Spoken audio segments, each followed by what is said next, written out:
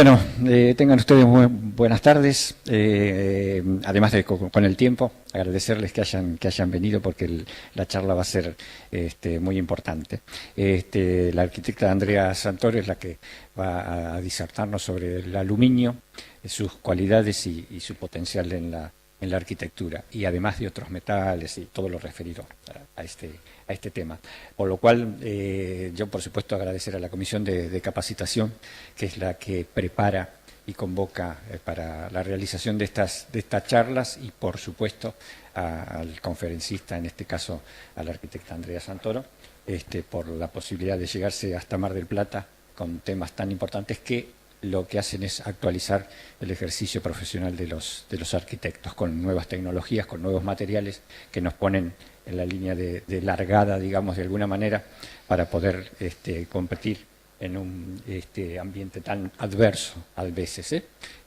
Por lo cual, sin más, los dejo con la arquitecta. Gracias. Yo tengo este acá puesto. Bueno, buenas tardes. Les agradezco primero haber venido con este día. Voy a intentar hacerlo lo más coloquial posible, cosa de que por lo menos haya valido la pena haber venido hasta aquí. Bueno, como les decía recién el arquitecto, yo soy la arquitecta Andrea Santoro, vengo en representación de la Cámara Argentina del Aluminio y Metales Afines. No sé si alguno de ustedes estuvo en otra charla que yo di hace unos 4 años, que yo venía por una empresa. Bueno, ahora dentro de la Cámara del Aluminio se están haciendo estos cursos que se hacen en los colegios de arquitectos, y también se hacen, le comentaba recién al arquitecto, también se hace en el programa Universidad, que vamos a diferentes universidades del país y universidades de Capital Federal también. Acá la de Mar del Plata ya hace 3 años que venimos y damos también charlas para los alumnos, que eso también está bueno porque no es solamente para el profesional, sino para el chico que también está estudiando, poder ver dónde encuentra un corte, dónde encuentra, digamos, algo para trabajar dentro de la facultad. Bueno, como dice ahí, el título es un poco pretencioso, es Imaginando la ventana del futuro. Sí, nosotros pensamos que el aluminio es un material relativamente nuevo dentro de lo que es la construcción. Su obtención para ser utilizado en la construcción data de fines del siglo XIX, principios del siglo XX. Así que fue un material que se desarrolló durante todo el siglo XX y todavía tiene un potencial enorme de desarrollo. Si uno compara, por ejemplo, líneas de carpinterías de aluminio de hace 40 años con las que hay ahora, la verdad que lo que ha crecido en diseño y en tecnología es terrible, y eso también viene acompañado de lo que es el crecimiento en tecnología de los vidrios y el crecimiento en tecnología de los accesorios. O sea, que es como, digamos, todo lo que forma la ventana, el accesorio, el vidrio y el aluminio en este caso, está cada vez creciendo más en tecnología y, por supuesto, mirando hacia el futuro con todo el potencial que tiene. Por eso es un poco el título de esta charla. Y para nosotros elegir aluminio es elegir cualidades, y ahora vamos a ver qué tipo de cualidades tenemos, ¿no? Primero, 2 minutitos, algo sobre la Cámara del Aluminio. La Cámara nuestra tiene más de 68 años ya al servicio de lo que es el mercado del aluminio, o sea que es una Cámara, digamos, con muchos años, y lo que hace es representar y agrupar a todas las empresas del sector, fundamentalmente, ¿sí? Tanto las que hacen extrusión como las que hacen fundición. También hace todo lo que es la representación y gestión ante poderes públicos, todo lo que son las nuevas leyes, el antidumping, todo eso lo generamos desde la Cámara. A la vez también fomenta que nos asociemos, colaboremos y estemos solidarizados entre todos los miembros, o sea, entre todas las empresas se hacen reuniones y se busca, digamos, por ejemplo, fijar el precio del aluminio, hablar, por ejemplo, cómo viene el consumo per cápita y todo esto surge desde la Cámara del Aluminio. Mantiene y propende la capacitación al asociado. Normalmente los socios de la Cámara tienen capacitación y a su vez también hay capacitación, como dice ahí, para difundir las propiedades y usos del aluminio a otras personas que no son socios de la Cámara, como en este caso colegios de arquitectos, facultades y demás. Y a la vez también, si uno ve después las revistas, por eso se las trajimos, tienen los datos de lo que son los datos pertinentes de la industria. El consumo en la construcción, el consumo en la parte automotriz, el desarrollo per cápita, todo eso está dentro de las revistas, que si después quieren pueden entrar en la página, llenan un formulario y la pueden recibir, digamos, trimestralmente como es la revista. Y algunas de las actividades, como les decía, es asesorías, o sea, ustedes pueden llamar a la Cámara con alguna inquietud y hay asesorías. Se participa en la Unión Industrial, en el IRAM, en el INTI, hay cursos de capacitación, tenemos la revista que es la revista Aluminio y aparte hay una revista de anuarios e informes estadísticos. O sea que es una Cámara bastante inquieta, no es más que nada que la gente va, sino que hay mucho trabajo de comisiones y todo, como un colegio, por ejemplo, de arquitectos, que hay comisiones para todo. Bueno, empezamos un poquito a hablar de lo que es para nosotros la definición de ventana, que en general viene de la palabra del latín ventus, que significa ventilación, o sea que en general cuando uno empezó a hacer las primeras ventanas en la arquitectura era para poder ventilar o airear un ambiente. Hoy en día las ventanas tienen como dos grandes propiedades que son el confort y la seguridad. El confort, que es otorgar iluminación natural, ventilación natural, la comunicación interior-exterior, las vistas, el asoleamiento, todo lo que es el tema de aislación térmica y acústica, que va a ser un poco el eje de esta charla, que es un poco lo que viene, y también está ahora el tema de la automatización, dentro de lo que son las carpinterías, que es un tema importante. Y con respecto a la seguridad, son elementos que nos van a tratar de dar seguridad propia, o sea, que nadie ingrese a nuestra vivienda o a nuestra obra, y a la vez patrimonial, que a través de ella no puedan robarse cosas de nuestro patrimonio. O sea, que son como las dos grandes propiedades que tienen las ventanas hoy en día. ¿Cómo fue evolucionando la ventana y la fachada a lo largo de la historia, ¿no? Si nosotros tomamos la prehistoria, generalmente vemos arquitectura más bien sólida, con pocos huecos, ¿sí? Casi sin acristalamiento, solamente para poder entrar a la vivienda y darle un poco de ventilación. Fue por eso un poco el surgimiento de esta palabra ventus. Ya en Grecia y Roma empiezan a aparecer ventanas, como vemos ahí, ¿sí? Ventanas chicas en general, ¿sí? Los muros eran de piedras. Y a partir del primer siglo, o sea, el año 65 después de Cristo, ya empieza a aparecer este tipo de aventanamiento que es la ventana dioclesiana. Entonces ya empieza a tomarse realmente la ventana como parte de la fachada. Antes eran meros huecos, ya se le empieza a dar un valor distinto a la fachada. La Edad Media es donde realmente irrumpe todo lo que es el concepto de la fachada. Las catedrales góticas, con los pilares, arbotantes y contrafuertes, son un poco el antecedente de lo que hoy nosotros llamamos las fachadas ligeras o livianas, porque era solamente una estructura muy fina y todo lo demás hecho de vidrio, que es un poco, digamos, romper con todo lo que se venía haciendo hasta ese momento en la arquitectura, que era sólido, pesado. Bueno, esto totalmente liviano y totalmente descontracturada la parte estructural. Y se empieza a usar el vidrio, pero solamente en lugares específicos como las iglesias. Todavía en las casas y todo no era un material, salvo en lugares, digamos, de gente, digamos, rica, ¿sí? Sino el vidrio no era utilizado en la arquitectura.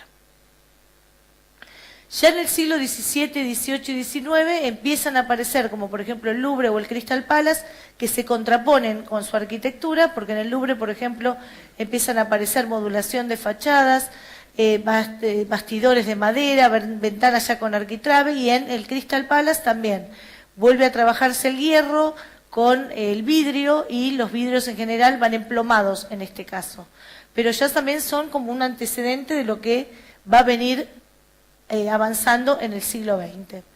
El siglo XX, que es el que más vamos a ver en detalle, aparece el hormigón armado como cosa realmente fuerte dentro de la arquitectura. Hasta ese momento era hormigón o era mampostería, ahora aparece el hormigón armado, lo que nos va a permitir realmente empezar a hacer estructuras más pequeñas, más livianas, ¿sí? Y poder empezar a calar mucho más las fachadas como como no se venía haciendo hasta ese momento también. Empieza a aparecer el muro doble, ya se empiezan a ver materiales aislantes en los muros, aparecen las ventanas batientes a la francesa, ¿sí? Y esto lo que empezó a pasar, que como empezaron a hacer este tipo de edificios, eran edificios que entraban demasiada luz y empezó a haber poco aislamiento térmico, o sea, vidrio, porque encima el vidrio no era flotado ni nada, sino era el vidrio como venía, y la verdad que empezó a tener mucho soleamiento y poco aislamiento térmico. En 1929 la Ville Savoye de Le Corbusier dio un poco los 5 postulados de la arquitectura moderna, como las ventanas alargadas o la fenêtre longueur, la casa sobre pilotis, la terraza verde, que son postulados que hoy en día se siguen manteniendo en muchas de nuestras obras de arquitectura. Y el Chrysler también empezó a tomar dimensiones en cuanto a lo que es la esbeltez de los edificios y de la arquitectura. Y también se empezó a usar todo lo que es el tema del acero inoxidable para lograr esa mayor altura, esa mayor esbeltez con mayor liviandad. Ya en el 54 al 58 aparece el CIRAM, que es el estilo internacional de Mies van der Rohe, donde ya se empieza a trabajar también el acero, el hormigón armado y el muro cortina, y aparece en 1958 el vidrio float, que es también un gran descubrimiento y lo que hace que se empiece a trabajar distinto también el tema de la fachada, sobre todo por el tema de la distorsión y demás, que antes era muy común en el tema de la fachada, la distorsión de la visión a través del vidrio. En 1973, cuando se hicieron las Torres Gemelas, el World Trade Center, también.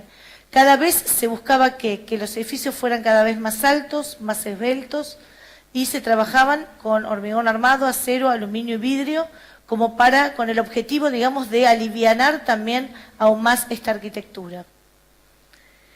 Las Petronas, sí, fines del siglo XX, principios del XXI, de nuestro colega César Pelli, también busca cada vez más altura, mayor liviandad, mayor solidez también, y también sigue trabajando con los mismos materiales, hormigón, acero, aluminio y vidrio. O sea que lo que estamos viendo, que desde los 70 hasta esta parte, ¿sí?, el hormigón, el aluminio, el acero y el vidrio son como los 4 elementos más importantes para trabajar, sobre todo en propiedad horizontal y buscando la liviandad y la esbeltez. Entonces, eso también está marcando que es un material que viene a futuro, porque esto no se va a dejar de hacer por ahora. Y ya en siglo XXI se empieza a hablar de este concepto que es la arquitectura sustentable. ¿Sí? La arquitectura sustentable es un concepto que, como yo digo, es un concepto muy vapuleado y muy marketinero. Es muy difícil hacer arquitectura sustentable, no todos lo hacemos, ¿sí? ¿Por qué? Porque la arquitectura sustentable, después vamos a ver un poco lo que es sustentabilidad y todo, es tratar de no seguir dañando el planeta y buscar de lograr dentro de nuestra envolvente los menores gastos de energía posibles. Entonces, muchas veces con el mal uso de algunos materiales no logramos eso. Y también empiezan a aparecer en las fachadas algunos elementos, como en este caso, sí, que esta es la fachada del mundo árabe en París, que muchos de estos son paneles fotovoltaicos, ¿sí?, que, por ejemplo, se cierran y se abren según la luz del sol, según la necesidad de ventilación del edificio y demás. Entonces ya empieza a aparecer esto que se llama fachadas inteligentes, que seguramente han escuchado nombrar, ¿sí?, y estas fachadas inteligentes tienen que ver un poco con eso, con buscar elementos que, a la vez de seguir usando estos materiales que se venían usando desde los años 50, incorporen dentro de la fachada elementos que mejoren aún más el tema térmico, el tema acústico, y usen también, aprovechen lo que es propio del ambiente, el sol, el viento, el agua, lo aprovechen como para, digamos, lograr esta fachada inteligente. Y también se usa el tema de la domótica. Bueno, materiales para ventanas, en este momento hay varias cosas. La madera, que es la más utilizada desde, digamos, desde que el mundo es mundo, que ¿por qué se utiliza? Normalmente es por su aspecto estético, es un material aislante, es un material natural, o sea que estéticamente gusta bastante, pero tenemos estos problemas que realmente son serios. La baja hermeticidad y el alto mantenimiento. Yo creo que acá en Mar del Plata hay muchas casas con aberturas de madera, y para mantenerlas bien ustedes saben que hay que barnizarlas, hay que cuidarlas de los insectos, de los bichos, o sea, hay que todos los años cuidarlas, que el sol no la ataque, que no la decolore, y sobre todo al ser un material higroscópico tiene absorción de humedad. Y al absorber la humedad muchas veces nos pasa que no cierran bien, y cuando esa humedad se pierde muchas veces quedan los famosos chifletes entre marco y hoja. Entonces hace que en general no sean carpinterías de muy buen mantenimiento. Quiero sacarme esto. No quiero enganchar.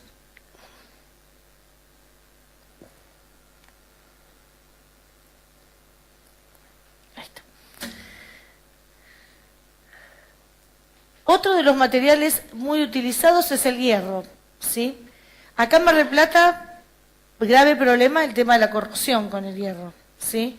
En lugares donde hay atmósferas muy agresivas, como por ejemplo atmósferas marinas, atmósferas, por ejemplo, contaminantes, como puede ser un laboratorio que trabaja con cloro o con alguna sustancia volátil en el ambiente y todo, el hierro tiene la mala propiedad de ser un material muy corrosivo y que necesita un alto mantenimiento si uno realmente lo quiere mantener relativamente bien. Igual por más mantenimiento que le hagamos, la corrosión siempre existe.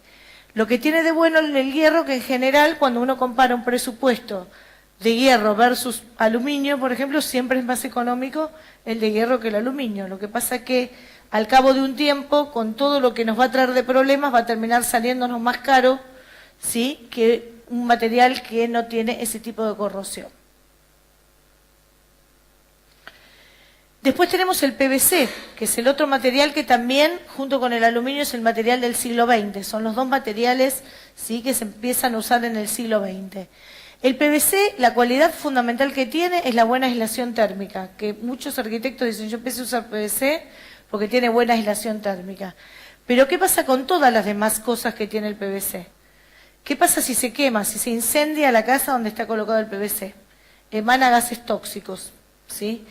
Tiene una combustión muchísimo más rápida que, por ejemplo, que el aluminio, que la madera, aunque la madera también, o sea, se quema mucho más rápido que la madera, o sea, en cuanto a la combustión.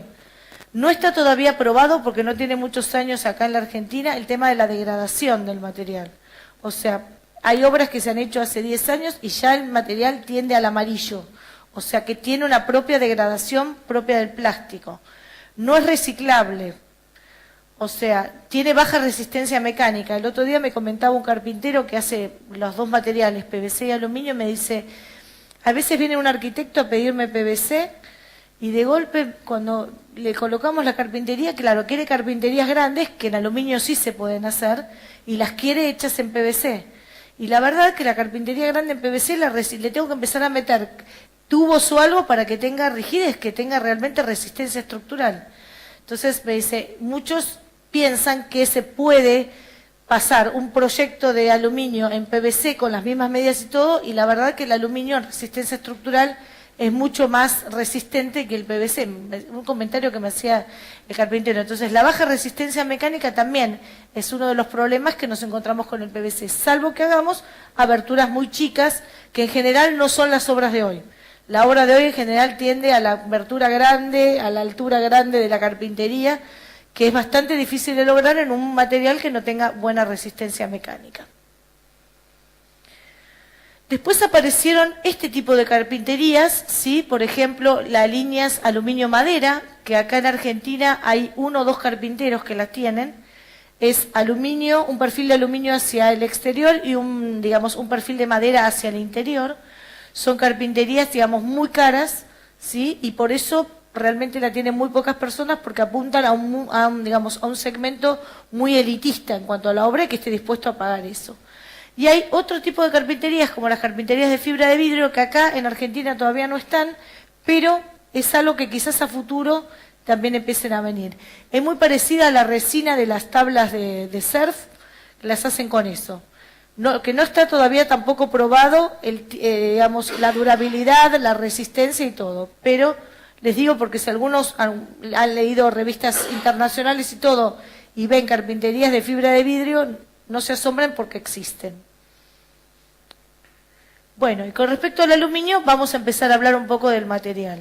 Yo cualquier duda o pregunta, levanten la mano y vamos haciéndolo, si quieren, charlado. Bueno, algunas propiedades que tiene importantes el aluminio. Es un material liviano, ¿sí? Su peso específico es 3 veces menor al hierro, por lo tanto, es liviano en cuanto a lo que yo pueda darle de peso en la obra. La mayor cualidad, creo yo, que es la resistencia a la corrosión y el reciclado. No aparece ahí, pero ahora va a aparecer, pero que poder reciclarlo y que sea resistente a la corrosión, creo que son las 2 propiedades mejores que tiene el aluminio. Tiene muy poco mantenimiento. Quien tenga carpinterías de aluminio colocadas en la casa sabe que casi no hay que limpiarlas y la duración realmente es buena. Por supuesto que vamos a ver si ese aluminio está pintado, anodizado o natural, porque responde de maneras diferentes, ¿sí? Tenemos la posibilidad de tener amplias amplias posibilidades de diseño. Cada uno de los perfiles que tenemos acá, podemos lograr cualquier forma de perfil, ya sea para hacer una baranda, para hacer una hoja de aluminio, para hacer un marco, para hacer una fachada. Todo es posible porque se hace por medio de un proceso de extrusión que ahora vamos a ver. Normalmente en el aluminio se trabaja no con el aluminio puro, sino se lo usa por medio de la aleación, y la aleación es lo que le va a dar, según con qué aliantes lo juntemos, nos va a dar diferentes características mecánicas. No es lo mismo la aleación que usamos para hacer una chapa para un techo, que la aleación para una carpintería, que la aleación para hacer un ala de un avión. No es lo mismo. Según con qué aliantes lo juntemos al aluminio, va a responder de manera diferente y va, digamos, a tener diferentes propiedades mecánicas y estructurales. Y le podemos dar hoy en día al aluminio acabados superficiales atractivos. Hoy en día es muy difícil que se use el aluminio natural, tal cual sale de la prensa, sino que a partir de que sale de la prensa o se lo manda a pintar o se lo manda a anodizar, que son un poco las dos maneras de darle color o terminación atractiva al material. Ahora vamos a ver cuál es la diferencia entre ambas. Podemos verlo aplicado, el aluminio, en diferentes productos, ya sea en construcción, en chapas para techos, lo que es gastronomía, en envases, en aeronáutica, en náutica. Hoy en día el aluminio se ve en un montón de lados y se ve, digamos, aplicado de diferentes maneras. En cuanto a las carpinterías, son muy fáciles los perfiles de mecanizar y ensamblar. Y como les decía, otra de las propiedades importantes que tiene es la reciclabilidad, lo que lo hace un material ecológicamente amigable. Hoy en día, cuanto tengamos más amigable el material en cuanto a lo que es el tema de proceso y de reciclado, ya sabemos que contamos con un material ecológico, que eso realmente es un punto importante. ¿Y cómo obtenemos estos perfiles de aluminio? Lo obtenemos por lo que llamamos un proceso de extrusión. Para el proceso de extrusión contamos con 4 parámetros. El aluminio, propiamente dicho, que viene en lo que se llaman barrotes a las empresas, que miden 6 metros de longitud y entre 150 y 300 milímetros de diámetro, que luego se cortan en, digamos, segmentos más chicos llamados tocho, ¿sí? Estos se llaman tocho de aluminio. Este aluminio viene en lo que se llama serie 6000 y es la combinación de aluminio, magnesio y silicio. La que se usa para carpinterías, seguramente alguno lo escribió en algún pliego, es AA6063. Es aleación de aluminio 6063, que es una aleación internacional. ¿Esto qué significa? Que si ustedes, por ejemplo, ven un pliego de China, va a decir AA6063. Ven un pliego de Australia, va a decir aleación de aluminio 6063. Ven una de acá, es 6063. Es una, digamos, aleación internacional. Muchas de las aleaciones de aluminio son internacionales, por lo tanto, sí, las vamos a ver en cualquier lugar del mundo con ese mismo nombre y apellido. Otro de los elementos para hacer la extrusión es lo que llamamos matriz. ¿Sí? Para obtener cada uno de estos perfiles que vemos acá, tenemos que tener este elemento que se llama matriz, donde vamos a calar la forma del perfil que queremos obtener. Estas matrices son de acero y resisten a alta temperatura, porque ya vamos a ver que en general el proceso de extrusión es un proceso, digamos, de deformación por calor. Entonces necesitamos un material que pueda resistir, además del empuje y de la fricción, la alta temperatura. Lo que obtenemos después de que el perfil pasa por la matriz pueden ser perfiles sólidos o perfiles huecos. La diferencia entre cada uno es que en general el perfil sólido es como si fuera una cinta y no contiene nada de aire dentro de su interior, mientras que un perfil hueco siempre tiene alguna parte tubular que podemos tenerla con aire dentro del interior. Esa es la diferencia entre un perfil sólido y un perfil hueco. El tercer parámetro de la extrusión es la prensa. Sin la prensa yo no puedo hacer el proceso de extrusión. Y a la prensa le tengo que dar estos parámetros según lo que yo necesite hacer, qué perfil quiero obtener. No es lo mismo obtener un contravidrio que una columna de una fachada. Para eso le tengo que dar una velocidad determinada a la prensa, una presión determinada y una temperatura determinada. Entonces, la extrusión, como les dije, era un proceso en general que consiste en hacer pasar ese aluminio, ese tocho de aluminio que ya entra a la prensa precalentado, ¿sí? Porque está rígido y entra precalentado a la prensa, y dentro de la prensa ese aluminio llega hasta más o menos 550 grados centígrados, rompe sus moléculas y se transforma en estado plástico o pastoso. O sea, se transforma en una masa pastosa de aluminio, ese tocho. ¿Para qué? Para que con la presión pueda fluir a través de la matriz que tenemos, digamos, dibujada con el perfil, y cuando sale, sale con la forma del perfil que nosotros queríamos obtener. Es como una churrera esto, ¿no? Ponemos la masa y sale el perfil, o sale el churro con la forma del pico que tenemos del churro. Entonces, es muy sencillo, pero digamos que es un proceso que se hace en general en caliente. Cuando el perfil sale aproximadamente a 420 grados centígrados, o sea que ya bajó casi 130, 140 grados desde el interior de la prensa hasta su salida, y luego el perfil se va enfriando, ¿sí? Hasta que después se corta, se estira y se corta, como lo compran ustedes, en largos de 6 metros. ¿Sí? El carpintero de aluminio, cuando compra el perfil para hacer las ventanas, lo compra en un largo de 6 metros, 6 metros 30, que es más o menos los largos que manejan las empresas extrusoras. Bueno, yo les comentaba que el perfil, una vez que sale, se corta y todo, va a lo que se llama un horno de temple. El horno de temple es un envejecimiento artificial que se le hace al perfil para otorgarle una mayor dureza de la que ya tiene por propiedad mecánica del material. Una vez que sale ya del horno de temple, sus 6 metros y todo, se lo manda a anodizar o a pintar. Son diferentes los procesos. Si ustedes me preguntan acá en Mar del Plata, yo aconsejo que usen aluminio anodizado, ¿sí? Siempre es mejor el anodizado, porque el anodizado penetra dentro de lo que sería el alma del material, mientras que la pintura va de manera superficial sobre el perfil. Entonces, con respecto al anodizado, ¿sí? Es, como dice ahí, un proceso electrolítico que aumenta la capa de óxido propia del material. Ustedes me dicen, pero ¿cómo? Si no tenía corrección. ¿Cómo? ¿Qué capa de óxido? Bueno, ahí viene la explicación. Todos los metales se oxidan, todos. Algunos con una oxidación protectiva y otros con una oxidación corrosiva. El hierro tiene esta oxidación corrosiva que lo lastima, lo daña, lo parte, lo agujerea, mientras que en el aluminio la oxidación es protectiva. O sea, inmediatamente después de salir de la prensa y todo, forma su capa de óxido, que es milimétrica, es de micronétrica, digamos, y esa capa micronésica lo que hace es darle una mayor dureza todavía al material, o sea, lo protege y lo endurece aún más. Entonces, lo que va a trabajar el anodizado va a trabajar en esa capa de óxido, como decapando esa capa de óxido que viene propia del material y sustituyéndola por una nueva capa de óxido hecha por este proceso de anodizado. Por eso, la duración en cuanto a la pintura, ¿sí?, en un lugar, digamos, con atmósfera marina o atmósferas, digamos, agresivas, es mucho mejor el anodizado, porque reemplaza la capa de óxido y encima de eso la genera artificialmente. ¿Sí? ¿Cómo se hace normalmente este proceso?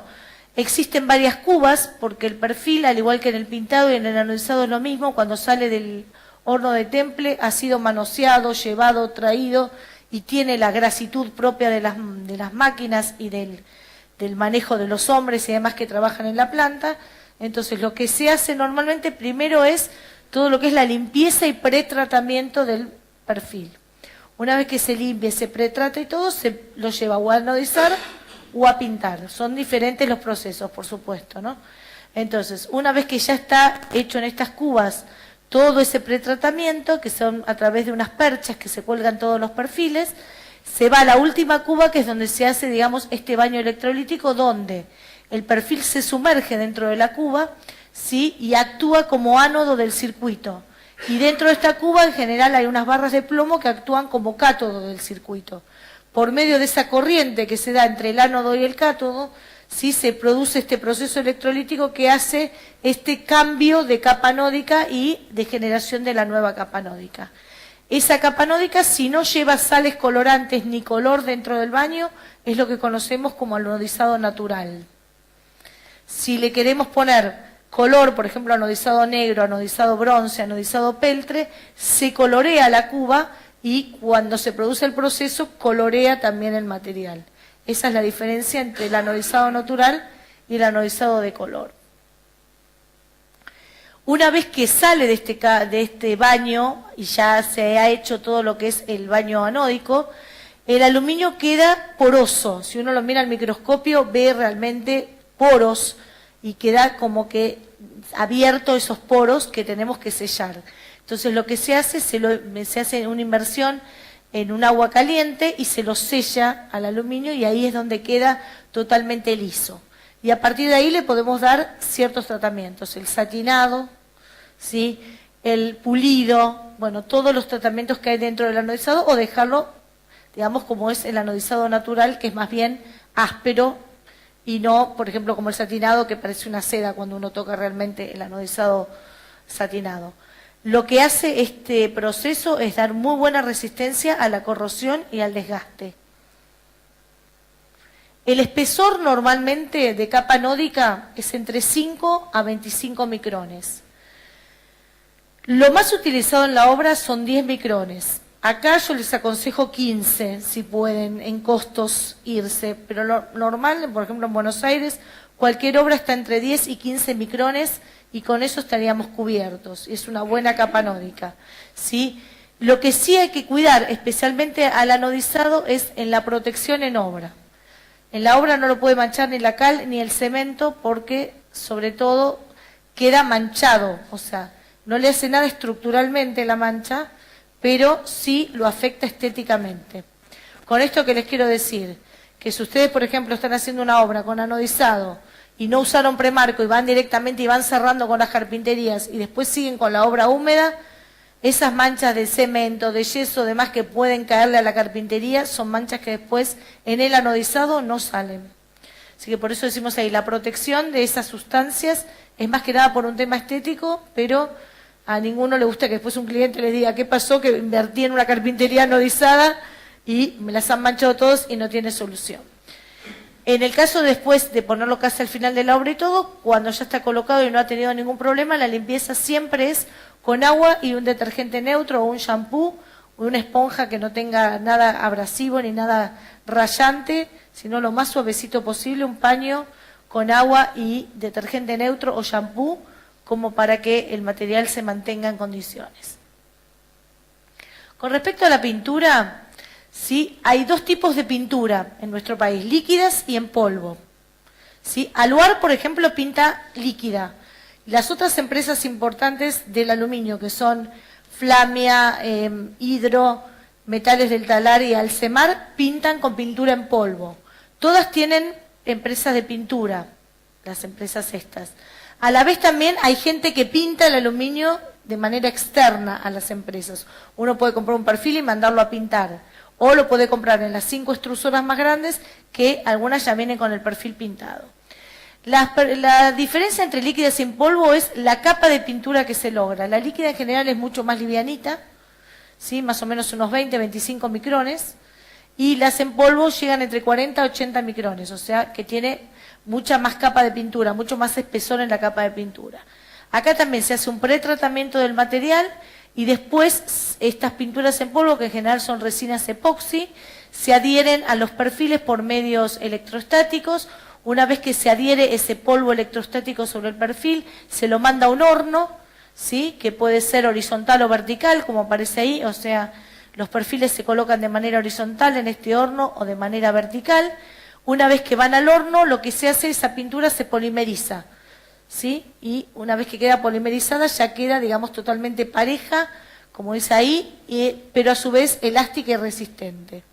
Entonces, la pintura normalmente es lo más utilizado hoy en día, el color más utilizado es el blanco, ¿sí? Pero ¿qué pasa?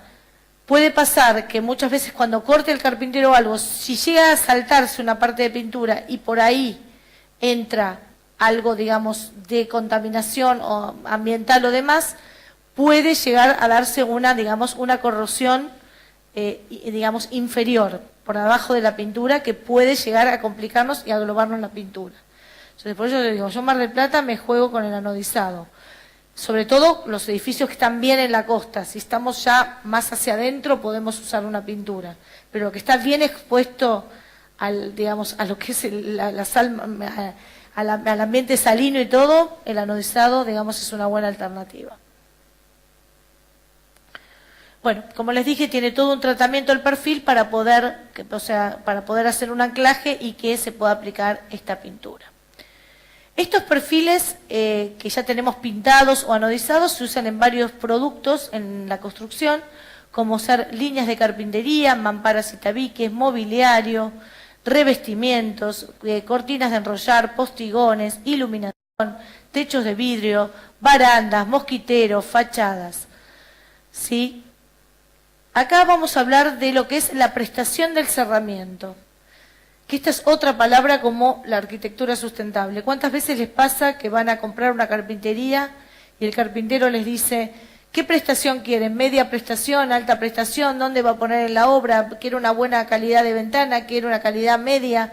Bueno, la prestación tiene que ver no solamente con la calidad, sino como dice ahí, sino con la capacidad que va a tener esa ventana de poder resistir dos tipos de esfuerzos. ¿Y cuáles son esos esfuerzos? El uso, porque no es lo mismo colocar una ventana en un colegio que en una casa, que en una facultad, que en una biblioteca. O sea, el uso al que va a estar, digamos, sometida la ventana.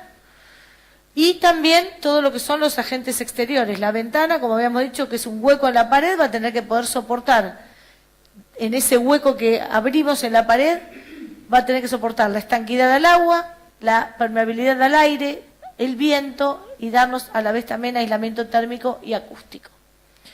Para esto, en el mercado está segmentado de la siguiente manera. Las líneas de baja prestación, que son las líneas que en general conseguimos en lo que son supermercados como el Easy, el Sodimac, los estanderos o abertureros que venden con medidas estándar las ventanas, trabajan este tipo de líneas que son las de baja prestación. Las de baja prestación normalmente tienen 1 milímetro de pared de perfil, son muy finitas, hasta 1 milímetro de pared de perfil, son líneas que admiten solo vidrio simple, no se pueden hacer aberturas muy grandes, lo normal son 1,50 por 1,50, ventanas, no podemos hacer una puerta balcón, a pesar de que en los supermercados las venden, pero son muy frágiles y ante cualquier viento se empiezan a doblar hasta se pueden, digamos, deformar todas frente a la acción del viento. ¿Sí? Y no son buenas para la parte energética estas ventanas. ¿Para qué se usan? Y normalmente cuando hay que reemplazar alguna banderola de un baño, un ventiluz, lo podemos llegar a utilizar. Pero si estamos armando una casa con grandes paños o con ventanas tipo puertas, balcón y todo, tenemos que obviar, si se puede, comprar estas líneas. La mediana prestación ya tiene hasta 1,5 milímetros de pared de perfil. Acá ya admite vidrio simple o DBH y ya empieza a ser un poco más eficaz al usar el DBH en la parte de eficiencia energética. Líneas de mediana prestación, la línea Módena, la línea Rotonda, ¿sí? La línea actual, la serie 3000, todas esas, la línea por ejemplo Mónaco, de Alcemar, todas esas son líneas de mediana prestación. Así que si alguno de ustedes les han ofrecido esas líneas, están usando una línea de mediana prestación, que depende del vidrio que usen, va a ser más o menos eficiente energéticamente. Y después están las líneas de alta prestación, que ya tienen 1,8 mínimo de milímetros de espesor, ¿sí? O sea que ya estamos casi en un 80% más que una línea económica en cuanto al peso de aluminio, ¿sí? Ya admite DBHs importantes y es muy buena en toda la parte energética. Líneas de alta prestación, A30, más R60, Mediterránea, HA62, todas esas son alta prestación en el mercado, para que tengan una idea de nombres. Si dentro de lo que es ventanas también podemos dividirlas en lo que son ventanas convencionales con perfil robusto, o sea, donde el perfil realmente se ve en la ventana, o lo que va empezando a aparecer ahora, en algunas extrusoras ya están trabajando en este tipo de líneas, que es lo que se llama ventanas minimalistas, donde casi no se ve el perfil de la ventana. Esas son un poco las cosas que... Ahora les voy a mostrar algunas cosas de lo que se va a venir. Entonces, lo que normalmente traemos son las convencionales, son con las que trabajamos hasta ahora, donde se ve el perfil, el marco, la hoja, más ancho, menos ancho, pero se ve. Y ahora la tendencia es... Ya en Europa se está trabajando mucho y algunas de las empresas ya están trabajando con esto, con estas líneas que se llaman minimalistas. Cada vez menos visión del perfil. ¿Qué pasa con la relación superficie opaca versus superficie vidriada? En este tipo de carpintería que venimos usando hasta ahora, el vidrio ocupa aproximadamente un 65% y el perfil ocupa un 35% de la superficie. Y acá me detengo porque al tener el 65% de la superficie del vidrio, es por ahí donde tengo las mayores ganancias o pérdidas de calor. Si vino la gente de Basa, como me comentaste vos, a dar la charla, les debe haber hablado de esto. Que más que el perfil, lo que importa es el vidrio que vamos a poner en la ventana.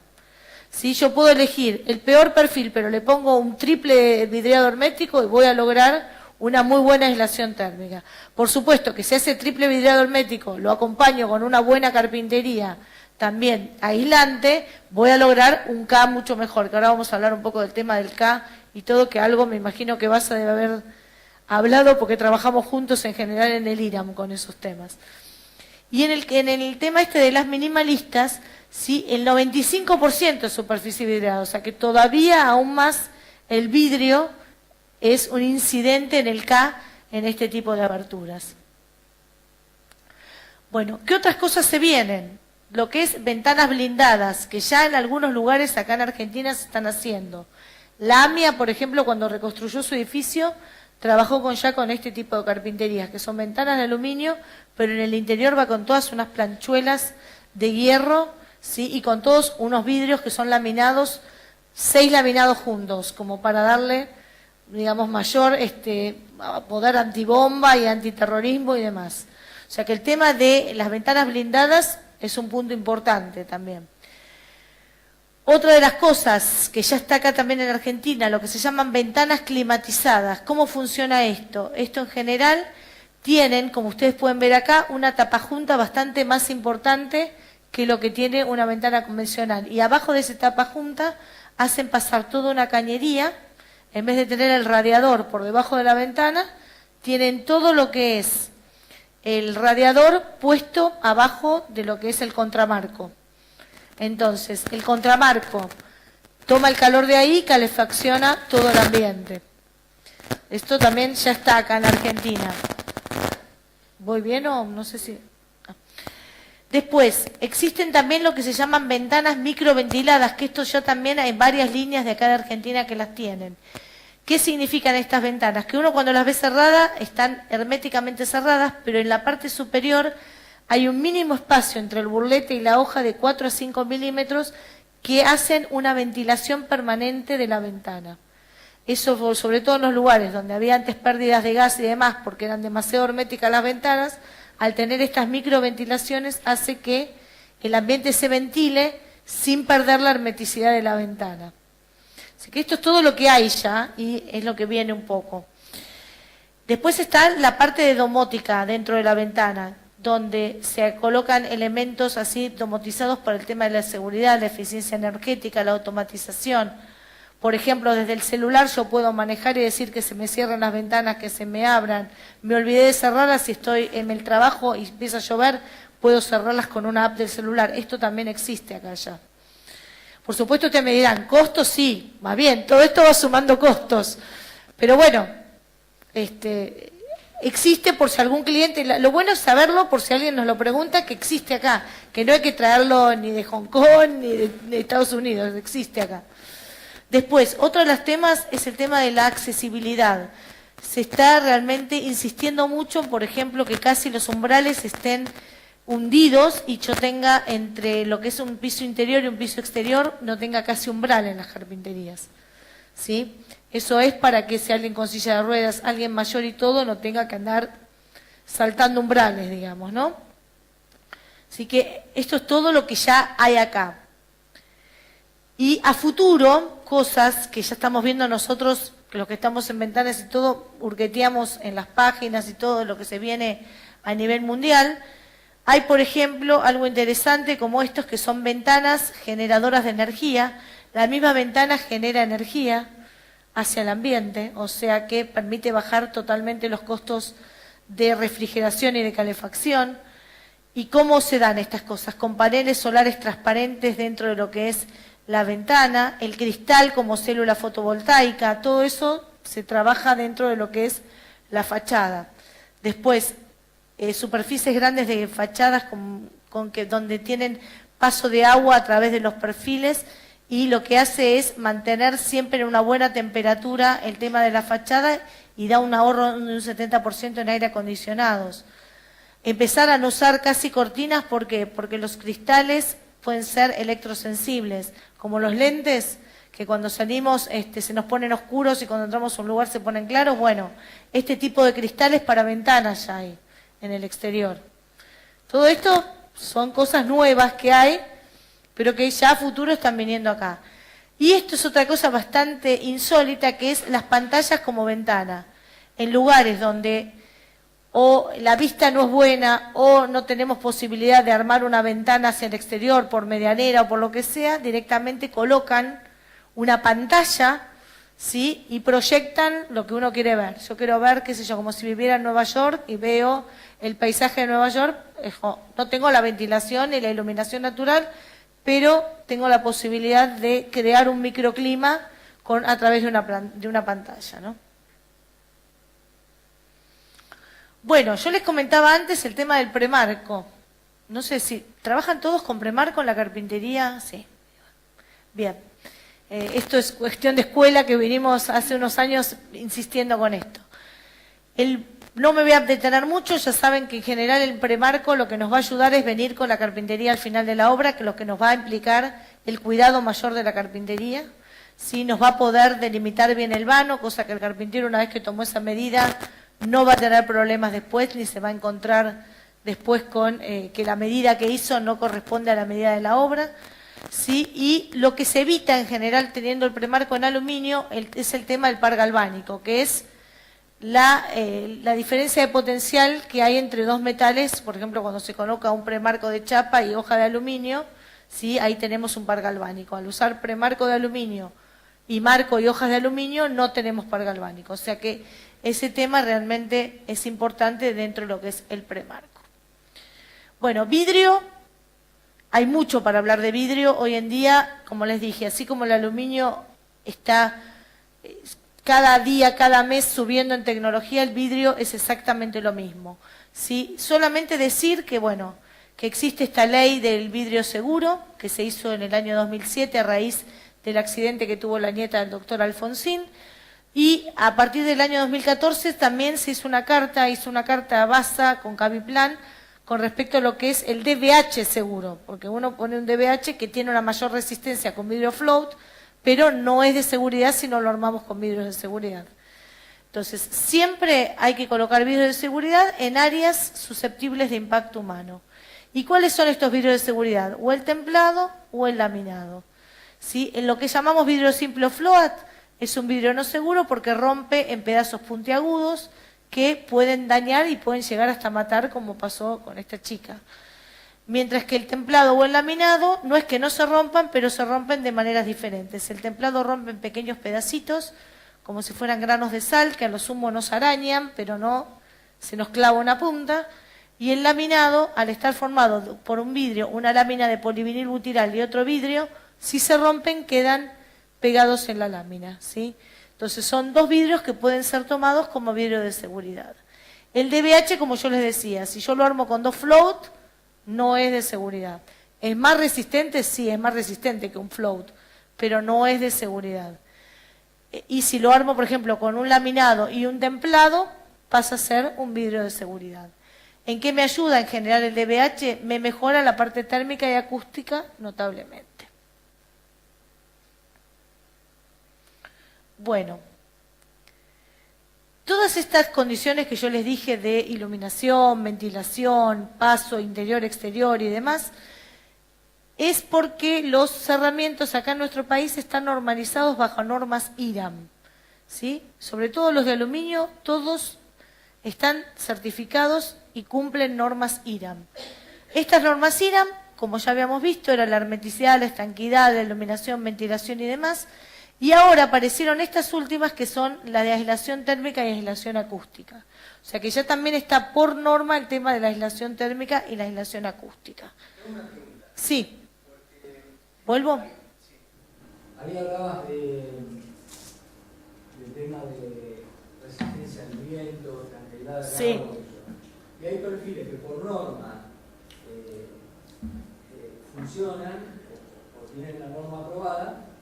embargo, acá en primera línea de mar tenés problemas más que serios con temas de estabilidad, sobre todo al agua por el empuje del viento. Bueno. El viento de más de 80 kilómetros por hora, las carpinterías... Bueno, te voy a explicar casualmente, iba a explicar lo que viene ahora, que es lo de los ensayos.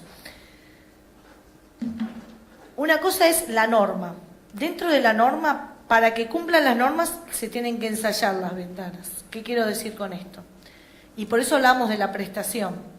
Muchas de las extrusoras dicen, esta línea es de mediana prestación, esta es de alta prestación, pero si la ventana no se ensayó, es un nombre marketinero. Para saber si una ventana, a qué viento resiste, cómo es hermética, cómo es estanque y todo, se la ensaya. ¿Dónde se la ensaya? Se la ensaya en el INTI. Entonces, ¿qué se hace? Una extrusora lleva una ventana. Por ejemplo, la Módena, ¿no? Te pongo cualquier ejemplo, cualquiera. Vamos a poner otra, no sé, una línea, la 30, cualquier ventana. Yo la llevo y la ensayo. Para ensayarla yo tengo que... se hacen estos informes que aparecen acá que dicen que yo voy a ensayar, que la empresa tal, por ejemplo, va a ensayar una ventana de 1 por 1. Se le pone la medida y todo de tal línea, con tal vidrio, o sea, se le especifica perfectamente a la ventana. Una vez que se le especifica, se empiezan a hacer los ensayos. ¿Cómo son esos ensayos? Por ejemplo, se coloca la ventana, es como una cámara, como una habitación, y se coloca la ventana en un hueco como si fuera la obra, y dentro de esa cámara lo que se hace es, por ejemplo, con respecto a la estanquidad al agua, se empieza a tirar con una manguera agua con presión en todo el perímetro de la ventana. Y se mide por computadora cuánta agua pasó o si no pasó agua del otro lado. En función a lo que da el agua, por ejemplo, da normal, mejorada, reforzada, muy reforzada o excepcional. Normalmente la mediana prestación, una Módena, una Rotondo, demás, están entre normal y mejorada. Una alta prestación está reforzada, muy reforzada o excepcional. ¿Sí? Ahí vamos en cuanto, por ejemplo, al agua. En cuanto al aire, se tira aire también en todo el perímetro de la ventana y se mide la infiltración por metro lineal de junta en todo el perímetro de la ventana. Y también da normal, mejorada o reforzada. Normal es mediana prestación, reforzada o mejorada es alta prestación. Y el viento, que es un poco lo que te preocupaba a vos, se empieza a ensayar, digamos, empieza a tirarse aire con presión sobre la ventana. Entonces empieza 20 kilómetros por hora, presión de 20 kilómetros por hora sobre la ventana. Se va subiendo 30, 40, 50, 60. Tiene que llegar a estallar la ventana en el ensayo. Donde estalla se mide hasta qué presión de viento llegó esa ventana. A ver, perdón, que termino con esto. Una mediana prestación está más o menos hasta 80, 90 kilómetros por hora. Las alta prestación, algunas dan hasta casi 170, 180 kilómetros por hora. Por supuesto, con parante reforzado y demás. ¿Qué quiero decir con esto? Que en muchas obras se ponen líneas de mediana prestación que para un viento de 80, 90 kilómetros por hora y no frente, como decís vos, no frente al océano, ¿sí? Se la bancan. Pero de golpe, para un frente al océano y en un piso alto necesitas una alta prestación. Lo que pasa es que hay un tema después costo. Pero la verdad es que en edificios de más de 7, 8 pisos de altura, la Módena no tendría ni que estar, por ejemplo. O la Rotonda, pues son líneas de mediana prestación. No, y de menos pisos también, si es primera línea de mar, lo vi con mis propios ojos. O sea, nuevamente a ver si se exagera, no cerraron bien. Ir a un edificio en plena tormenta y ver que la línea Módena, cuando por la presión del viento flexiona así, No, y el parante central, así se arquea. Pierde totalmente Claro. la electricidad y empieza a pasar agua. Porque por más que le pongas refuerzo y todo, si son vientos altos o mucha lluvia y presión de agua... Es increíble, una cosa que pueden... No, yo la vi deformándose también, ¿eh? Que se empuja para adentro entre 2 y 3 centímetros de deformación. No sé si tanto, 2 o 3 centímetros, pero a ver, el tema es que siempre el encuentro central en una corrediza es el punto de mayor vulnerabilidad. ¿Por qué? Porque normalmente en la ventana la presión de viento, siempre la deformación se da en el encuentro central. Entonces cuando viene el viento presionando así sobre la ventana, la deformación hace esto del encuentro central. Por eso hoy en día existen estos, dentro del parante central existen estos refuerzos o parantes reforzados para poder tener mayor inercia y poder tener mayor resistencia al viento. Pero por ejemplo, una Módena corrediza, poner un piso 3, 4 frente al océano ya no te da. Ya no te da. Y la usan la mayoría. Porque es una línea que es como caballito de batalla también. Para ahí ya tenés que usar líneas de alta prestación, que se banquen mayores presiones de viento, que estén ensayadas con mayores presiones de viento. Y otra de las cosas, la corrediza no es la mejor ventana frente a un lugar donde hay mucha exposición al agua y al aire.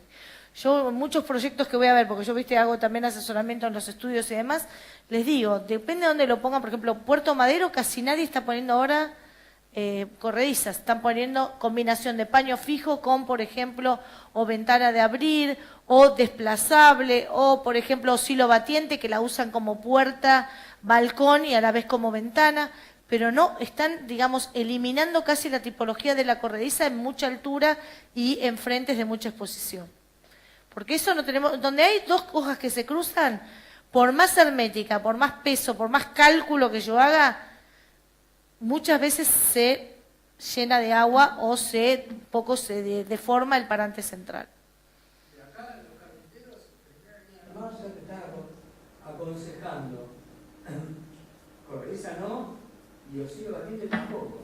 Desplazable, porque es la única que cierra de afuera hacia adentro. No, y aparte, cuando cierra, el burlete pega contra el marco y va contra el viento, claro, mejor, claro. Y si tenés un balcón, puerta de abrir, pero que abra hacia afuera. Claro, por eso, siempre el burlete hacia, digamos, en función al viento, digamos. Eso se está estilando ahora hacer eso también.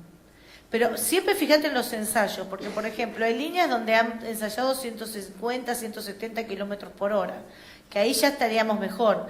Ahora, líneas que hasta 80, 90 kilómetros por hora, cuando acá hay una tormenta fuerte, superás esa medida. Sí, sí, sin duda. Yo tengo colocada a 30. Sí. Y sigue pasando agua. ¿Sí, con refuerzo? No sé si. ¿Y qué medida de ventana tenés? Sí, tiene 1,70 de altura por 2 metros y... No, no es muy grande. ¿Y en qué piso está? La que más problema tengo es segundo piso. Mirá. ¿Es corrediza? ¿No? Tiene una sola ventana, un paño de 80 por 1,70 y... ¿Y qué tenés? ¿Una puerta, tipo puerta? Es una ventana tipo puerta, sí. Ajá. Pero y sigue pasando el agua. Cambiamos, porque tenía línea al SEMAR y cambiamos por A30. Ajá. Y sigue pasando el agua. Es raro, porque la 30 en general tiene muy buena resistencia estructural. Sí. Pero frente al mar no hay condiciones. Bueno, vieron que el edificio este nuevo que se está haciendo ahora de Peli, el de Maral y todo, hicieron ahí directamente, ¿qué? También te pasó agua. Sí, No, sí. bueno, pero hicieron todo un frame que es distinto, porque es como una fachada y dentro de la fachada metieron también las ventanas y son ventanas, digamos, con un diseño también muy europeo y todo, y tuvieron, pero no, me dijeron que Mucho problema. Sí, entró agua. en general la persona que lo armó dijo que no había habido mucho problema. Lo que pasa es que está muy expuesto también. Está muy expuesto, bien ahí en la puntita está. No, es que no pudo usar, esas líneas no se llegaban a... Sí, española es. Y eso que es buena la de Dobuti, es muy buena. Sí, no, aparte yo conozco las líneas de él, las españolas son muy buenas. Pero es como que uno tiene como que calcular bien, depende, o sea, reforzar bien los encuentros. Igual la corrediza es problemática, eso se lo digo, es problemática. Y me extraña que vos me digas que es paño fijo y ventana y puerta y... El otro problema es la condensación. Bueno, eso ahora vamos a ver un poco el tema ese de la condensación, que bueno. Si no es línea aislante... Con ruptura, por ejemplo. No sirve nada. Bueno, esto un poco lo de los ensayos tiene que ver un poco con esto, ¿no? De ver a qué presión de viento tenemos la obra y todo, y tratar de elegir la carpintería que por ensayo haya superado esas medidas, ¿no? Bueno, con respecto a la parte térmica, que era un poco lo que decías vos, bueno, saben que están estas leyes térmicas que ya no son tan nuevas, que son la 13.059, que está acá en Provincia de Buenos Aires, la 4458 en Capital y una ordenanza en Rosario, que lo que se busca con estas leyes es usar racionalmente la energía, reducir el impacto ambiental y empezar a usar el tema del coeficiente K en toda la envolvente, ¿no? Es un poco lo que están pidiendo en estas leyes. ¿Con qué va a mejorar eso? Con el perfil que usemos y con el tipo de vidrio a utilizar. Bueno, la parte acústica, en general, trabaja en general por hermeticidad, por masa, depende cómo se coloque en la obra, porque ese es el otro tema. Muchas veces también el tema de la carpintería es la colocación en la obra. Si la colocación en la obra no está bien hecha, por más que hayamos elegido la mejor carpintería, vamos a tener problemas de hermeticidad, de estanquidad, de acústica y demás, o sea que hay que controlar muy bien el tema de la colocación. Y bueno, ver un poco el tema de sustentabilidad, me voy a ir un poco ahora con lo de la condensación, un poco con este tema. Como yo les decía al principio, en general la sustentabilidad es tratar de generar el menor gasto energético para no seguir dañando el planeta. ¿Por qué? Porque bueno, se agranda la capa de ozono, los cambios climáticos y demás. Normalmente por el techo, por las paredes, por el suelo y las aberturas es por donde se producen las mayores pérdidas o ganancias de energía. O sea, todo lo referido al envolvente. Con respecto al K, que bueno, ya sabemos lo que es, en general es inverso a la resistencia, que creo que esto es lo fundamental. O sea, que cuanto más alto es el K, menos aislante es, y cuanto más chico es el K, más aislante es el material, es inverso. Si nosotros tomamos, por ejemplo, un vidrio simple, tenemos un K del vidrio aproximadamente con 5,40 o 7 u 8, depende qué vidrio simple usemos según el espesor. Y en un doble vidrio tenemos un K de 2,80, o sea, miren cómo cambia entre un vidrio simple y un vidrio doble. Y si decíamos que el vidrio está entre el 65 y el 70% de la abertura, digamos que va a ser un incidente bastante importante dentro de lo que es el K de la abertura, el tema del vidrio. Con respecto a las líneas de carpintería, lo que son las líneas convencionales, ya sea mediana o alta prestación, con un vidrio simple, ¿sí? Van a estar aproximadamente entre aluminio y vidrio simple en un K de 5,70. Ahora, si ya tenemos un K, por ejemplo, de un vidrio doble y una carpintería de ruptura de puente térmico, ya estamos entre 2,90 y 3,20 de K. O sea que no solamente la ruptura ayuda en el tema de la aislación térmica y la acústica, sino también para la reducción del K, el tema de la ruptura de puente térmico.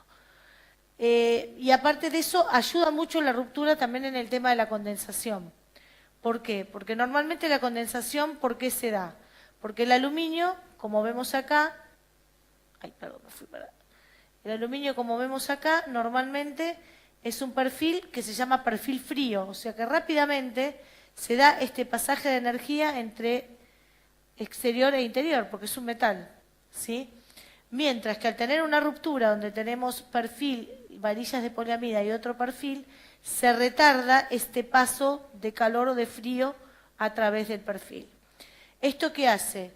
Que la diferencia térmica entre interior y exterior esté más atenuada con una ruptura que con un perfil convencional de carpintería convencional.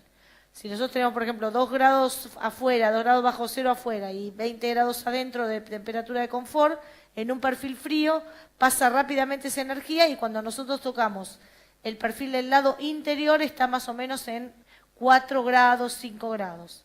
¿Sí? Entonces, con esos 20 grados que tenemos adentro, ese calor choca sobre el perfil y aparte por la humedad propia del ambiente y condensa, que es lo que decías vos. Entonces, al tener ruptura, nosotros tenemos los 2 grados bajo cero afuera y tenemos los 20 adentro, pero al retardar eso, cuando llega a la cara interior del perfil, llega más o menos a 13, 14 grados. Entonces, la diferencia con los 20 grados es menor y por lo tanto me ayuda a combatir el tema de la condensación. Por eso es tan importante el tema de la ruptura de puente térmico, que es, les digo, ya lo que se viene, así como decíamos hace 15 años atrás, el DBH nadie lo usaba, bueno, y ahora casi todo el mundo usa DBH, bueno, con la ruptura pasó lo mismo, todavía muchos no la usan, pero ya en algunas obras se está empezando a colocar por esto, por el tema de la condensación, por el tema térmico, porque si estoy invirtiendo en un buen vidrio, quiero una carpintería que también acompañe el buen vidrio que elegí, todo eso hace que mejore el tema térmico y bueno, y por consiguiente el acústico, ¿no? Ahora, en primera línea de la cosa. Sí. Las condiciones creo que son extremas y que el tipo de perfilería tendría que ser otro. Yo no sé si se llega tampoco con eso. En cuanto al K. En cuanto acá y en cuanto al viento y en cuanto a la entrada de agua. No, en general son líneas que son bastante robustas, son de alta prestación todas. Y tienen muy buen momento de inercia y todo. Sí, igual... ¿El tamaño de los paños? El tamaño de los paños depende de las líneas. Normalmente no hay un tamaño determinado. No es que yo diga una ventana estándar, porque en general se hacen a medida las ventanas de aluminio. Depende del tamaño, hay que calcular bien, por ejemplo, el encuentro central de una corrediza o hay que digamos, calcular bien, por ejemplo, el tipo de abertura que yo quiero hacer y ver en función del perfil el tamaño del paño que yo tengo que hacer. Hacer un paño de 4 metros por 3 metros en la costa sin nada y probablemente tengas problemas de entrada de agua. O sea, hay que acotar los paños o subdividirlos para que, digamos, tengan mejor control el tema térmico y el tema del viento y todo. Siempre, cuanto más chico es el paño, menor problemas tengo de embates de viento. ¿Y un perfil, la perfilería es A40? La A40 es una línea que no es de ruptura por ahora. Es una línea, digamos, de alta prestación que viene, digamos, a cumplir un poco el papel de lo que era la 30 antes, porque, bueno, se hizo como un rediseño y es mucho más recta, mucho más derechita, y es una línea que está tomada como la alta prestación. Pero no tiene ruptura.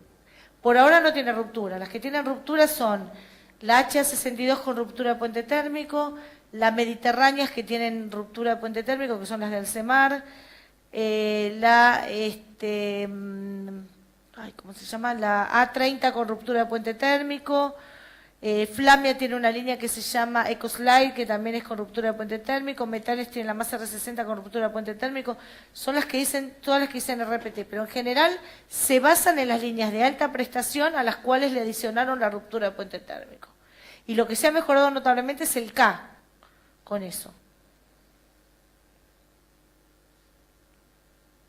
Bueno, ¿qué pide la ley? El tema de mejorar la calidad ambiental, disminuir este impacto ambiental, usar racional y eficazmente la energía, reducir los costos de consumo de energía y bajar la emisión de gases de efecto invernadero y demás. En cuanto a la ley, lo que tendríamos que hacer antes de iniciar la obra es presentar los planos con los cálculos de K, ¿sí? Viene el tema que muchas veces la municipalidad sabe menos del K que nosotros, entonces yo como digo siempre, igual nosotros lo tenemos que presentar porque es un tema de responsabilidad nuestra que como profesionales tenemos que saber que la ley existe y que tenemos que cumplimentarla, ¿no? Después si el de la municipalidad sabe o no sabe, como digo yo, queda en él, pero nosotros tenemos que hacer bien el cálculo y saber lo que tenemos que utilizar en cuanto al K de la envolvente. Para poder iniciar la obra se tendría que aprobar toda esta documentación y para extender el final de obra tendría que estar de acuerdo lo que nosotros pusimos en cuanto al envolvente y que realmente después hayamos utilizado el material que pusimos. Porque muchas veces uno pone el material y después en la obra pone otra cosa o para bajar costos o algo y la verdad que para cumplimentar el final de obra tendrían que coincidir ambas cosas, ¿no? El cálculo y lo nuestro. Bueno, en general, ¿qué pide la ley? Que esto es lo interesante, que es un poco quizás con lo que me preguntaban ustedes dos. La ley pide que para edificios hasta 10 metros de altura, o sea, 3 pisos, se necesita una ventana que tenga una infiltración A1, normal. Yo les había dicho que la normal era mediana prestación, o sea, que un edificio hasta 3 pisos de altura con una módena o con una rotonda iríamos bien. Ahora, en edificios de más de 3 pisos de altura tendríamos que ya tener una alta prestación, una A2, que es una mejorada. Esto es lo que pide en cuanto a la infiltración de aire. En cuanto a la aislación térmica, o sea, el K que está pidiendo la ley, es en edificios hasta 3 pisos pide un K que sea entre 3 y 4. Yo les dije que si usábamos una Módena, por ejemplo, ¿sí?, nos estaba dando 5,70, o sea que nos dan infiltración, pero no nos dan el K, o sea que no la tendríamos que poder usar en la ley. Y sí podríamos usar, por ejemplo, una de ruptura de puente térmico, que ahí nos daría la infiltración y nos daría con el K. Y en más de 3 pisos de altura, el K todavía es más riguroso, es entre 2 y 3, o sea que acá ya tendríamos que usar ruptura sí o sí, sine qua non, o sea que eso es lo que pide la ley, que después lo estemos usando o no, es otro tema. ¿Sí?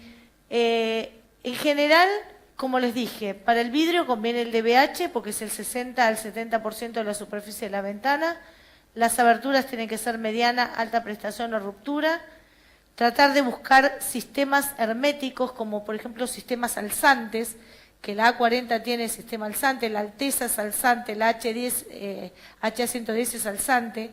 Esos sistemas de carpintería alzante, que ahora las vamos a ver, reemplazan en la corrediza la felpa por burlete. Entonces, cuando se llaman alzante, ¿por qué? Porque la hoja normalmente va a correr sobre la rueda. Cuando yo bajo, porque en general es una falleba, no va con cubeta, cuando bajo el mecanismo de la falleba, baja la hoja unos 5 milímetros y esa felpa que antes yo la tenía sobre la guía, al ser reemplazada por burlete, el burlete hace como ventosa contra la guía y la hace mucho más hermética y estanca. Es un muy buen sistema si uno quiere quedarse con las corredizas, usar el sistema alzante. ¿Sí? Y también, como les digo ahí, los sistemas de doble contacto, o sea, puertas con burlete en el marco, burlete en la hoja, que cuando cierren hagan un doble contacto, sistemas fijos, sistemas, digamos, de tipo abrir, no tanto corredizos, todo eso ayuda en lo que es el tema de la sustentabilidad en los edificios. Bueno, ¿qué líneas? Acá tenemos línea, por ejemplo, de tipo, digamos, mediana prestación o tipo Módena, que se llama la Atlántica en Alcemar, y después tienen la Mediterránea, que puede ser con o sin ruptura de puente térmico. En Aluar tenemos A30 New con o sin ruptura, Alteza con o sin ruptura y la A40 que es la nueva, que todavía no tiene ruptura. Con respecto a Flamia tenemos como línea de alta prestación la T Premium, la Domo que puede ser con o sin ruptura y la EcoSlide. Esta también es con ruptura. Metales del talar tenemos más R60 con o sin ruptura y más R60 45 con imagen recta. Y en Zapa, que ahora se vuelve a llamar Hidro, no sé si estaban enterados, vuelve a llamarse nuevamente Hidro, a partir del 2 de octubre cambió el nombre de vuelta, tenemos la HA62 que puede venir con o sin ruptura, la HA110 y la HA135 que todavía es más grande que esta. Bueno, es lo que yo les explicaba. En general, la alzante es una corrediza, como dice ahí, que en vez de usar felpas, usa burletes. Sí, que hacen presión sobre las guías en posición cerrada y que en posición abierta se levantan 2 a 3 milímetros la hoja y corre solamente la hoja sobre las ruedas. Y la RPT, que como habíamos hablado anteriormente, son 2 perfiles de aluminio que están unidos por medio de unas varillas de poliamida, ¿sí? Y que hacen que se dificulte este pasaje entre interior y exterior. Bueno, como les decía, una mediana prestación con vidrio simple, estamos en 5,90 de K, con una ventana de 80 por 1,20. Si a esta misma ventana le ponemos un DBH, ya el K baja a 3,90 en mediana prestación. Y si tomamos una alta prestación, tenemos casi 3,90, lo mismo, o sea... ¿Qué significa esto? Que en cuanto lo que me está indicando entre la mediana y la alta prestación no es tanto el perfil que uso, sino es el vidrio que uso. ¿Dónde voy a mejorar el K sustancialmente? En la ruptura del puente térmico, que de 3,90 bajo a 2,80. Por eso es tan importante el tema de la ruptura, porque bajo bastante el tema del K. Sí, el DBH, porque al ser ventanas de ruptura y todo, permiten DBH de mayor tamaño también. La alta prestación ya permite, por ejemplo, 28 milímetros de cámara, mientras que una Modena te permite 19 de cámara, o sea, no de cámara, de DBH, digamos. Entonces, una Modena te permite 19 milímetros, o sea, 2 vidrios y una cámara. No puedes irte más a un vidrio más que de 9, es una cámara de 9. Sí, 19, 20, pero en cambio ya una alta prestación en general están en 27, 28 milímetros. Entonces vos pones, por ejemplo, un vidrio de 6, otro de 6 y te queda una cámara de 12, por ejemplo. 12 o 15, entonces eso ya te mejora también el tema térmico. Bueno, y con respecto a las fachadas, que va a ser un poco lo último que vamos a ver, dentro de los tipos constructivos que hay tenemos las fachadas paisadas, que son las que conocemos como las tradicionales, las ventiladas, que también es un poco lo que eso se viene bastante también, el tema de la doble fachada, también por el tema térmico y por el tema también de los vientos y demás, el tema de la doble fachada es algo que se viene, y las prefabricadas, que en general es la combinación de bloques o demás. Y dentro de lo que es la fachada liviana, que es lo que se trabaja acá en Argentina, tenemos muro cortina o piel de vidrio, ¿sí? O fachada panel, que es, digamos, la fachada entre estructuras y con vista de aluminio. Es un poco lo que se ve acá. Las fachadas livianas, el concepto en general es que se manejan, es una retícula, ¿sí? O sea, de paños horizontales y verticales que se anclan a lo que es la estructura portante del edificio, vigas, columnas o losas, forman paños de cerramiento que pueden ser de tipo fijo, de tipo desplazable, que tienen un espesor de 10 a 20 centímetros, no pesan más de 100 kilos por metro cuadrado y en general son autoportantes. Las fachadas tienen que ser livianas y resistentes, ¿sí? Como propiedad, pero a la vez pueden envolver parcial o totalmente el edificio y manejan lo que se llama el concepto modular, ¿sí? Tanto módulos en ancho como en alto. Y son rápidas para ejecutarlas. Normalmente cuando calculamos una fachada tenemos que ver ciertos elementos que son importantes. La orientación, ¿sí?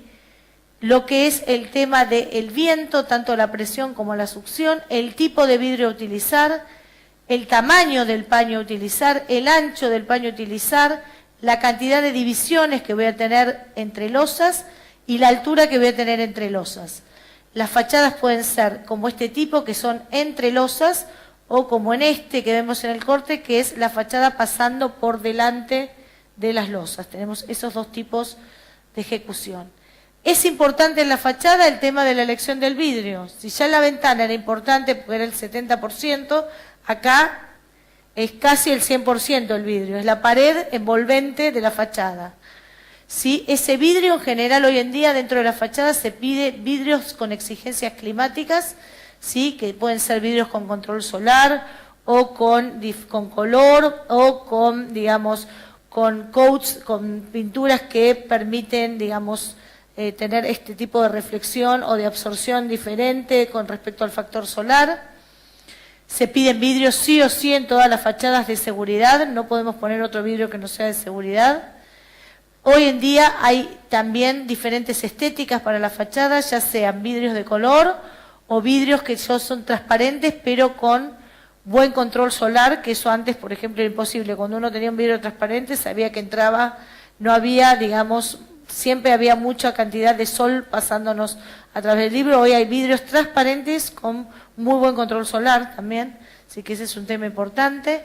Y el tema de las exigencias óptico-térmicas. Piensen que si toda la fachada es todo vidrio, ¿sí? Y alguien está trabajando dentro de ese edificio, la luz que me penetra no me tiene que dejar trabajar. No me puede empezar a dar ciertos haces de luz sobre las pantallas o sobre los escritorios que ópticamente me lastimen y no me dejen trabajar. Entonces, el tema óptico-térmico es también importante dentro de la fachada. Dentro de los tipos arquitectónicos tenemos lo que hoy hay acá en Argentina es el tema de los frames, ¿sí? Que en general son módulos de piso a techo que se van uniendo por medias columnas. En general son módulos que se arman en taller y después vienen a la obra y se colocan uniendo módulo con módulo. Después tenemos vidrios suspendidos por arañas, donde en general son 4 vidrios unidos a una estructura por medio de botones, en general de acero inoxidable o con piezas metálicas articuladas, por eso se llaman tipo araña, porque forman como si fuera una araña para sostener los vidrios. Está también lo que se llama frente vidriado o frente integral, que es estructura a la vista, ¿sí? Donde en general la retícula es visible tanto al interior como al exterior, a diferencia de la piel de vidrio que después vamos a ver, donde no se ve la retícula hacia el exterior. Está formada por montantes o columnas y después estos elementos horizontales que son los travesaños y diferentes tamaños de tapas exteriores para dar diferentes estéticas dentro de lo que es el frente integral. Hoy en día también, por ejemplo, la empresa Metales del Talar hizo lo que es la columna normal de frente vidriado, le insertó esta posibilidad de tener un perfil por dentro de aluminio de refuerzo. Porque se acuerdan, no sé, hace muchos, todo el tiempo en general cuando uno tiene altas alturas, la columna de aluminio si no daba, la gente le metía el hierro adentro, con lo que llevaba con la corrosión, con el par galvánico y demás.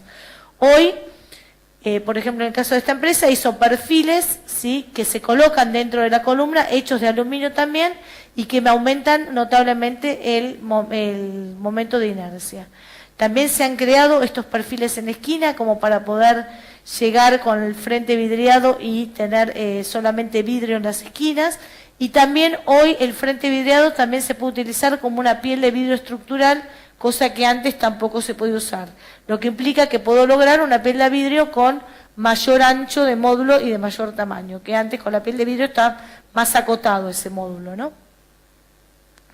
Y bueno, lo que es el tema de la piel de vidrio o vidrio pegado con silicona estructural, tenemos lo que es la piel de vidrio con vista de aluminio, apenitas, que es donde el vidrio se coloca con burletes, o piel de vidrio estructural, donde el vidrio se coloca con siliconas. También está formado por columnas y travesaños, este tipo de sistemas. Y acá también, esta empresa ha usado este refuerzo que también se puede usar para la piel de vidrio y también se, diseñó una columna suplementaria que al unirse a cualquier columna de piel de vidrio aumenta un montón el momento de inercia y lo que antes se podía hacer, que eran 3,20 metros, 3,30 metros entre losas, hoy está llegando casi a 5 metros entre losas. Tiene 700 centímetros a la cuarta de momento de inercia. Así que eso, la verdad que da una posibilidad que antes había que ponerle una estructura detrás o meterle algo de hierro estructural y realmente era mucho más pesado.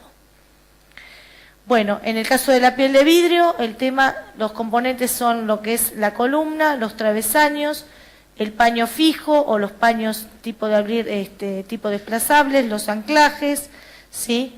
Y como en este caso la retícula en general es no visible, o sea, de afuera se ve verdaderamente como una caja de cristal.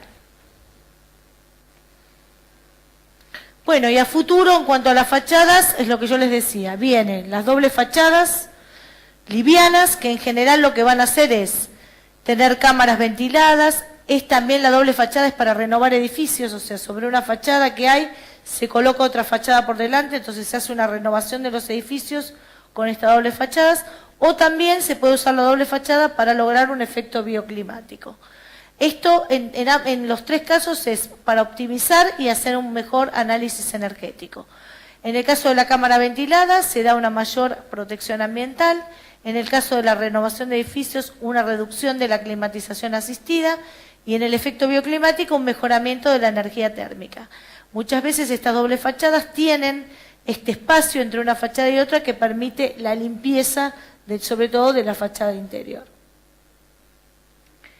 También están lo que son las fachadas estas ventiladas, que bueno, normalmente las cámaras pueden estar separadas entre 15 a 2 metros de ancho, son de fabricación simple. Este es un edificio, por ejemplo, en Alemania, ¿sí?, donde se hizo este tipo de obras y se logró un muy buen aislamiento térmico y acústico. Miren que está pegado a una autopista y expuesto totalmente al sol. O sea que tiene muy buen logro en cuanto a eso. Después también en Europa están lo que se llaman también fachadas respirantes, que son otras fachadas que se colocan por delante de la fachada existente, con unos paneles que en este caso tienen algas adentro, y que cuando les da el sol, las algas es como que se licúan y hacen digamos, también un muy buen aislamiento térmico y acústico con respecto a la fachada existente. Pues hay cosas realmente increíbles a nivel mundial.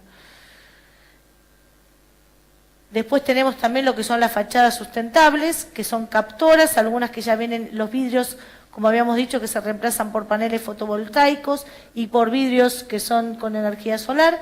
Y esto que ya acá se empezó a ver un poco en algunos negocios y todos ya empiezan a trabajar con esto, que es el revestimiento verde, o sea que es una fachada que va por delante, toda una trama metálica donde ¿sí? se plantan especies que en verano, digamos, tienen, digamos, bastante follaje y en invierno quedan casi peladas, lo que hacen que pueda entrar el sol en la estación que más lo necesitamos. Y el tema también de las ventanas y fachadas con LED, ¿no? Estas fachadas que se encienden manual o automáticamente, también con respuesta a lo que es el cambio de la luz, ¿sí? O los vidrios que, por ejemplo, también tienen insertos, por ejemplo, vidrios de cámara o vidrios laminados con LEDs en el medio también, cosa de que también responden a ese tipo de cosas. Y, como dice acá, generar LEDs sobre el film, sobre esa lámina de polivinil butyral, y luego después se laminan con los dos vidrios existentes en un laminado, por ejemplo.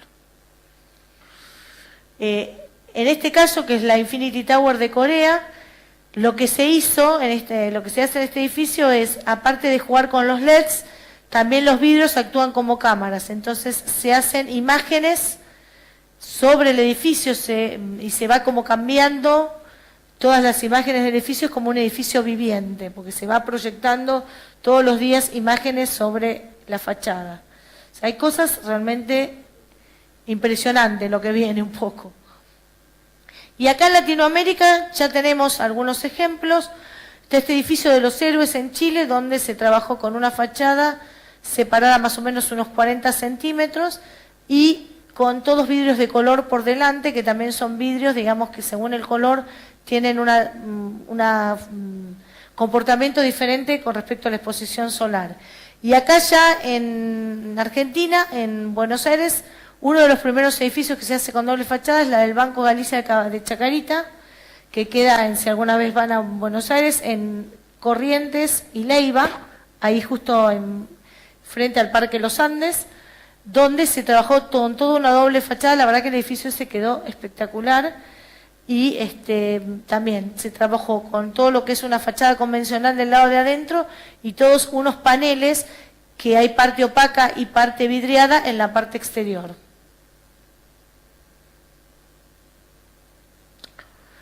Y para terminar les dejo una frase para pensar, que es que el arquitecto es necesariamente un visionario capaz de mirar hacia el futuro. Creo que no nos tenemos que quedar solamente con lo que tenemos que ir innovando, y las tecnologías, la verdad que ya algunas cosas nos superan, pero vamos camino hacia.